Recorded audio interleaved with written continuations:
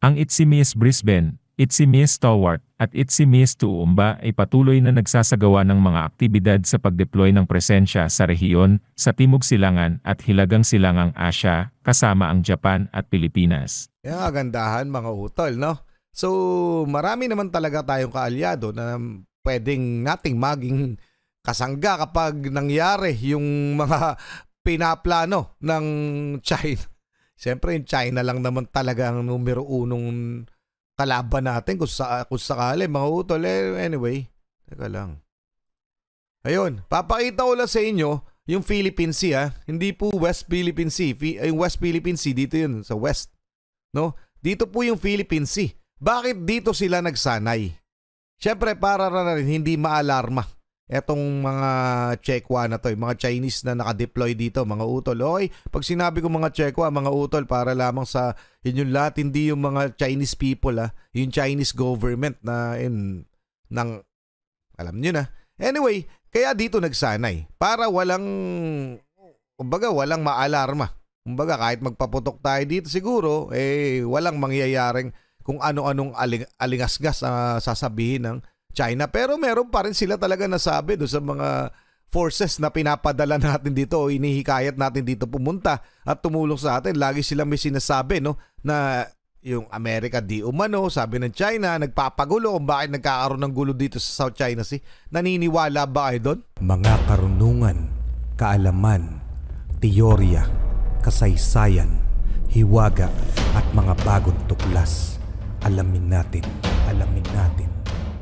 Alam naman natin lahat na napakaraming bansa ang nagbibigay simpatya sa Pilipinas at napakarami rin o lalo tumitibay ang alyansa natin sa iba't ibang bansa dahil na rin sa issue natin sa China o sa partikular sa West Philippine Sea sa pang-aagaw ng teritoryo nito at sa hindi pagsunod sa itinakda ng international law. So yun yung dahilan kung bakit tayo yung pinipiling kampihan ng mga ibang bansa. Anyway, mga utol, syempre sa mga kaalyado natin, talagang kakampi sila sa atin.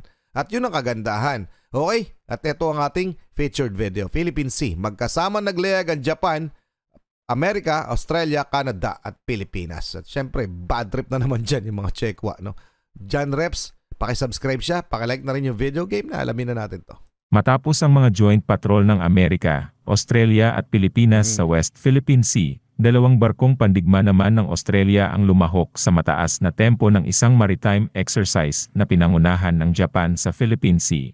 Kasama sa ANWALEX ang mga unit mula sa Japan Maritime Self-Defense Force, US Navy, Royal Canadian Navy, Royal Australian Navy at Royal Australian Air Force, pati na rin ang mga tagamasid mula sa Philippine Navy. Nilalayo ng ANWALEX na palakasin ang nagtatagal na mga relasyon, habang pinatataas ang mga kasanayan sa naval at air bilang bahagi ng pangako ng Australia sa katatagan at seguridad sa mga pinagsasaluhang rehiyon ng mga kalahok na bansa. Tama.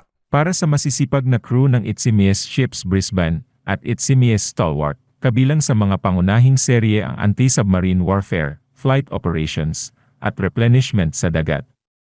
Ang nangungunang kapitan na si Matthew Grimwood, isang combat systems operator mula sa Brisbane, ay nagsabi na ang pagtatrabaho sa tabi ng iba pang mga kalahok na puwersa ay isang magandang pagkakataon, lalo na sa pagkakaroon ng US Navy ship na USS Carl Vinson, isang behemoth na higit sa 330 metro ang haba.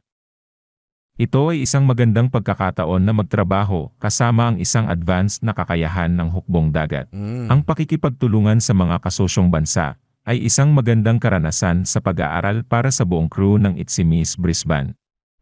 Si Stalwart Combat Systems Manager Chief Petty Officer Aaron Robinson ay nagsabi na ang tempo ay naging mataas, lalo na kapag nagsasagawa ng maraming muling pagdadagdag sa dagat sa isang araw, kung saan ang Stalwart na nakakunot ng 4 sa loob ng 8 oras. Sa panahon ng ANWALEX, kailangang ipakita ng tauhan ng barkong Stalwart sa aming mga kaalyadong kasosyo kung ano ang magagawa namin sa pamamagitan ng pagbibigay ng kasalukuyang suportang logistik at pagpapahusay sa interoperability at sustainability ng task group, sabi ni Chief Petty Officer Robinson. Ang isang abalang replenishment sa sea schedule ng refueling JS Yugiri, isang dual replenishment sa dagat kasama ang USS Kidd at JS Hyuga, at sa wakas ang pag-refuel ng Itzimis Brisbane ay nasa 1 araw na trabaho para sa crew ng Stalwart. Sinabi ni stalwart aircrewman leading seaman Brad Firkin na ang ehersisyo ay isang mahalagang pagkakataon. Binigyan ng Anwalex ang mga nagsimulang flight crew ng stalwart ng ilang napakakapakipakinabang at magkakaibang paglipad mula sa internasyonal na mga cross-deck hanggang sa mga vertical replenishment at anti-submarine warfare training kasama ang aming mga strategic partner, sabi. And mga utol, no? Kaya yan ginagawa ng iba't ibang bansa, no? Kaya nila ginagawa yung mga joint military exercises para kung sakaling mangyari yung napipintong gera, alam nila ang gagawin nila. Parang team play yan eh. Okay? So alam ng bawat bansa kung anong gagawin nila pag nangyari. Parang team play na ginagawa sa basketball o sa malit na senaryo lamang, no? So ganon. Ganon din yung ginagawa ng military. Siyempre, ito sa usaping militar naman. So kung paano gagalaw yung bawat crew o yung bawat grupo. Okay? So yun yung pinaka main purpose niyan, mga utol. Okay? So tuloy na muna natin. Isa yun ha, pero marami pang iba. Ng leading seaman Firkin. Nagkaroon ng isang mahusay na pakiramdam ng tagumpay para sa buong koponan sa pag-alam na pinapahusay namin ang kakayahan ng stalwart habang kami ang unang paglipad upang sumakay sa isang auxiliary oil replenishment ship sa panahon ng isang deployment. Dumalo si Director General Maritime Operations Commodore Mick Harris sa seremonya ng pagbubukas ng Anwalex sakay ni Carl Vinson at ipinahayag ang kahalagahan ng pakikilahok ng Australia. Ang Royal Australian Navy ay nalulugod na muling makiisa sa aming mga kaalyado at kasosyo sa rehiyon upang palalimin ang aming matagal ng relasyon, higit na pahusayin ang aming kakayahang gumana ng magkasama sa dagat at suportahan ang seguridad at kaunlaran ng aming rehiyon, sabi niya. Ang HCMS Brisbane, HCMS Stalwart at HCMS Toowoomba ay patuloy na nagsasagawa ng mga aktibidad sa pagdeploy ng presensya sa rehiyon, sa Timog Silangan at Hilagang Silangang Asya, kasama ang Japan at Pilipinas. Yung kagandahan mga utol, no? So marami naman talaga tayong kaalyado na pwedeng nating maging kasangga kapag nangyari yung mga pinaplano ng China. Siyempre yung China lang naman talaga ang numero unong kalaban natin kung sakali mga utol. Anyway, teka lang. Ayun, papakita ko lang sa inyo yung Philippine Sea. Hindi po West Philippine Sea. Yung West Philippine Sea, dito yun sa West. No? Dito po yung Philippine Sea. Bakit dito sila nagsanay? Siyempre para na rin hindi maalarma etong mga Chekwa na to, mga Chinese na nakadeploy dito, mga utol. Okay, pag sinabi ko mga Chekwa, mga utol, para lamang sa yun yung lahat, hindi yung mga Chinese people, yung Chinese government na alam nyo na. Anyway, kaya dito nagsanay, para walang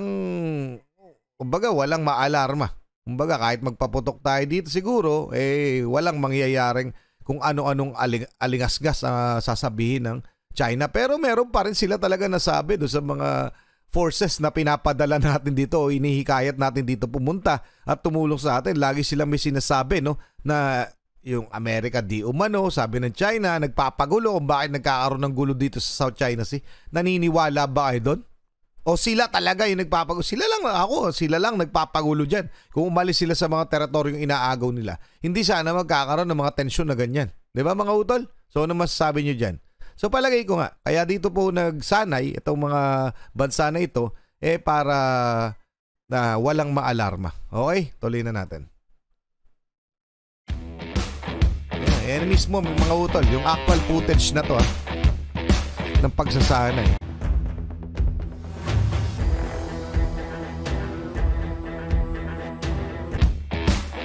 Sana meron tayong mga ganyan, no?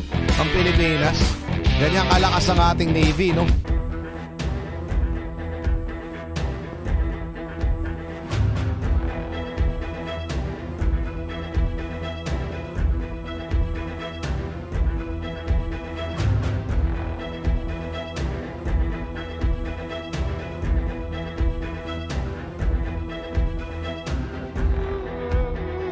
At sa ibang balita naman mga kabayan, inihayag okay, ibang balita na to mga utol, pero ano masasabi nyo dyan sa paglalayag niya ng Japan, America, Australia, Canada at Pilipinas? Okay? Paki-comment na lang. Maraming salamat John Reps. Maraming salamat sa inyo. Muli ako sa Target Achilles in behalf of the Real South Pride Production. Okay, nagpapasalamat sa walang sawa niyo pagsuporta. Kayo mag-iingat, keep safe, God bless at saludo po sa inyo lahat. Maraming salamat po.